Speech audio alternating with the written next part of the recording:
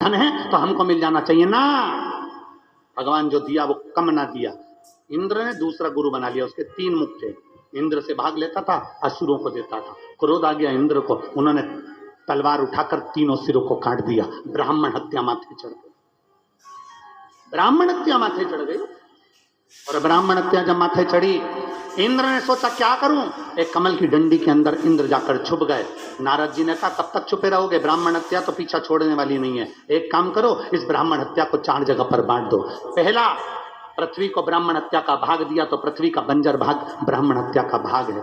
पृथ्वी पर जो वृक्ष लगते हैं, वृक्ष में जो गोंद लगती है वो ब्राह्मण हत्या का अंश है।